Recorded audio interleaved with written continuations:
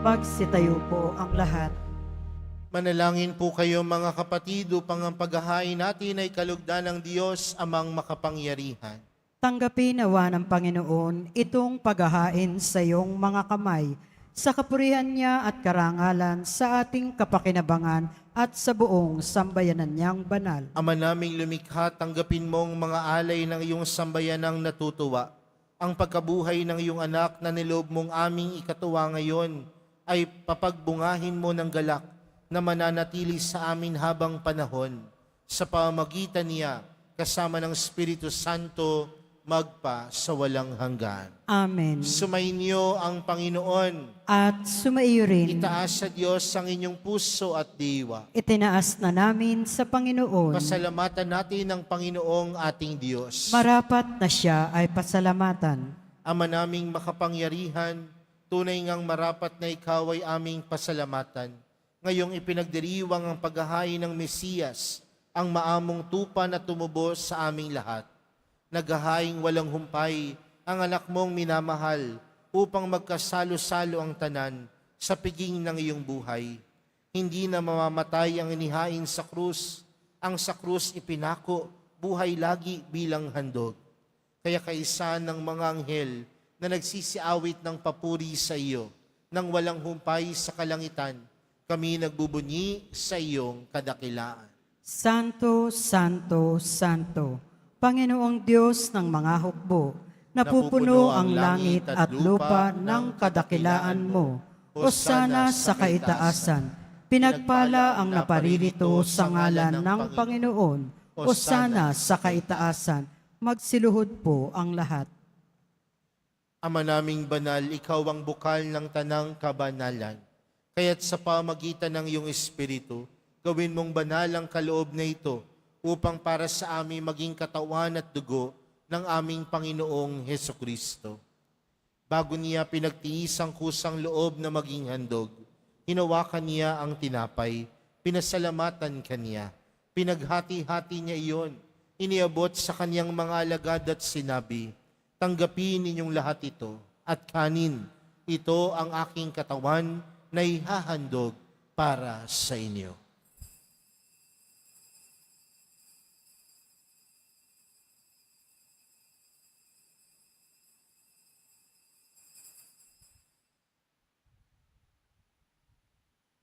Gayon din naman noong matapos ang hapunan, hinawakan niya ang kalis, muli kanyang pinasalamatan. Iniabot niya ang kalis sa kanyang mga alagad at sinabi, tanggapin ninyong lahat ito at inumin. Ito ang kalis ng aking dugo, ng bago at walang hanggang tipan. Ang aking dugo na ibubuhos para sa inyo at para sa lahat, sa ikapagpapatawad ng mga kasalanan. Gawin niyo ito sa pag-alala sa akin.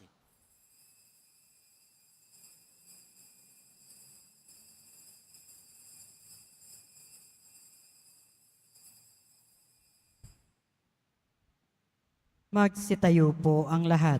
Ipagbunyi natin ang misteryo ng pananampalataya. Si Kristo'y namatay, si Kristo'y nabuhay, si Kristo'y babalik sa wakas ng panahon. Ama, ginagawa namin ngayon ang pag-alala sa pagkamatay at muling pagkabuhay ng iyong anak. Kaya't inaalay namin sa iyo ang tinapay na nagbibigay buhay at ang kalis na nagkakaloob ng kaligtasan. Kami nagpapasalamat dahil kami iyong minarapat na tumayo sa harap mo para maglingkod sa iyo. Isinasamo namin kaming magsasalo-salo sa katawan at dugo ni Kristo ay mabuklod sa pagkakaisa sa pamamagitan ng Espiritu Santo. Ama, lingapin mo ang iyong simbahang laganap sa buong daigdig. Puspusin mo kami sa pag-ibig, kaysa ni Leon na aming Papa at ni Jose na aming Obispo at ng Tanang Kaparian. Alalahanin mo rin ang mga kapatid naming nahimlay nang may pag-asang sila'y muling mabubuhay, gayon din ang lahat ng mga pumanaw. Kaawaan mo sila at patuloyin sa iyong kaliwanagan. Kaawaan mo at pagindapatin kaming lahat na makasalo sa iyong buhay na walang wakas. Kaysa ng mahal na Birheng Maria na ina ng Diyos, ng kabiyak niyang puso niyang si San Jose, kaysa ng mga apostol at ng lahat ng mga banal na namuhay dito sa daigdig ng kalugod-lugod sa iyo. may pagdiwang nawa namin ng pagpupuri sa ikararangal mo sa pamagitan ng iyong anak na aming Panginoong Hesukristo. Sa pamagitan ni Kristo, kasama niya at sa Kanya, ang lahat ng parangal at papuri ay sa iyo, Diyos amang makapangyarihan, kasama ng Espiritu Santo, magpa sa walang hanggan. Amen. Lumapit po tayo sa Ama natin sa langit sa panalangin itinuro sa atin ni Jesus. Ama namin, sumasalangit ka, sambahin ang ngalan mo, mapasa amin ang kaharian mo, sundin ang loob mo dito sa lupa para nang sa langit. Bigyan mo kami ngayon ng aming kakanin sa araw-araw at patawarin mo kami sa aming mga sala para ng pagpapatawad namin sa nagkakasala sa amin. At huwag mo kaming ipaintulot sa tukso at iadya mo kami sa lahat ng masama. Hinihiling po namin kami adya sa lahat ng masama, pagkalooban ng kapayapaan araw-araw, iligtas sa kasalanan at ilayo sa lahat ng kapahamakan. Samantalang aming pinananabikhan ang dakilang araw ng pagkapahayag ng tagapagligtas naming si Hesukristo. Sapagkat iyo ang kaharian at ang kapangyarihan at ang kapurihan magpakailanman. Amen. Panginoong Hesukristo, sinabi mo sa iyong mga apostol, kapayapaan ang iniwan ko sa inyo. Ang aking kapayapaan ang ibinibigay ko sa inyo. Tunghayan mo ang aming pananampalataya at huwag ang aming pagkakasala. Pagkalooban mo kami ng kapayapaan at pagkakaisa ayon sa iyong kalooban, kasama ng Espiritu Santo, magpa sa walang hanggan. Amen. Ang kapayapaan ng Panginoon ay laging sumainyo. At sumaiyo rin. Magbigayan po kayo ng kapayapaan sa isa't isa.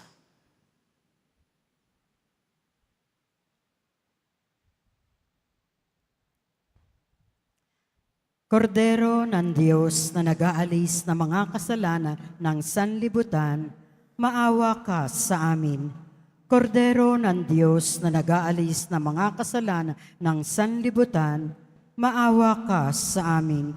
Kordero ng Diyos na nag-aalis ng mga kasalanan ng sanlibutan, ipagkaloob mo sa amin ang kapayapaan. Magsiluhod po ang lahat. Narito po si Jesus, ang Kordero ng Diyos. Siyang nag-aalis ng kasalanan ng sanlibutan.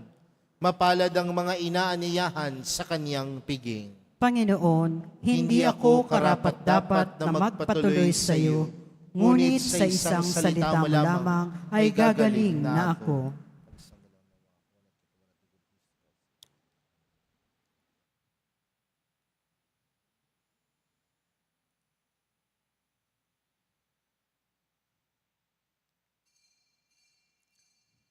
Para sa lahat ng tatanggap ng banal na komunyon, sasagot po tayo ng amin pagkasabi ng pari o lay minister ng katawan ni Kristo at isubo agad sa bibig bago umalis sa harapan ng pari o lay minister. Sumunod po tayo.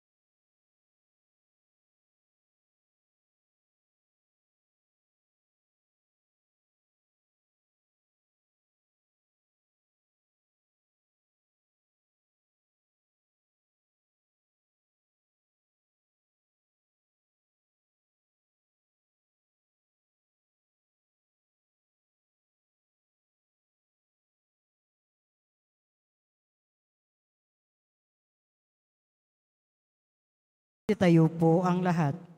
Manalangin tayo. Ama naming mapagmahal, tungayan mo at lingapin ang iyong sambayanan na minarapat mong makinabang sa piging na pang magpakailanman. Ipagkaloob mong kami maluwalhating makarating sa pagkabuhay na magtatampok sa amin sa iyong piling. Sa pamamagitan ni Jesucristo, kasama ng Espiritu Santo, magpa sa walang hanggan. Amen. Sumainyo ang Panginoon. At sumaiyo rin. Mahal na pong Jesus Nazareno, inihayag mo sa pamamagitan ng krus ang walang maliw na pag-ibig ng Diyos sa sangkatauhan. Pakinggan mo ang kahilingan, lalo na para sa mga nangangailangan ng iyong tulong at awa. Makamtanawa namin ang iyong kasagutan na may utang na loob na tinatanaw. Basbasan din po ninyo itong mga imahen at dasalan upang lalo kaming manalangin at magtiwala. Sa pamagitan ng bendisyon na ito, naway lalo kaming maging mapaglingkod, masunurin at tapat sa iyo, na aming malwalhating Panginoon, magpa sa walang hanggan. Amen. At pagpalain po kayong lahat ng makapangyarihang Diyos, Ama, Anak at ng Espiritu Santo. Amen. Humayo kayong taglayang kapayapaan ng poong Jesus Nazareno. Salamat sa Diyos.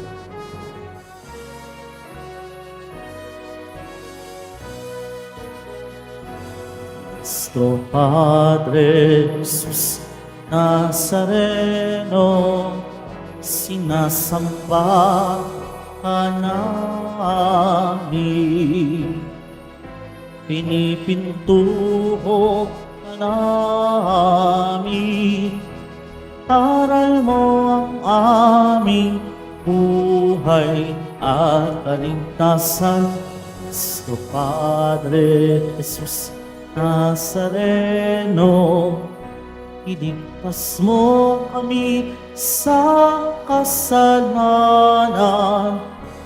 Ang krus mong kinamatayan ay sagisag ng aming kaligtasan. Nuestro Padre Jesus Nazareno, dinahangal ka namin. Nuestro Padre Jesus Nazareno, nilulwalhati ka namin. Nuestro Padre Jesus Nazareno, dinahangal ka namin. Nuestro Padre Jesus Nazareno, nilulwalhati ka namin.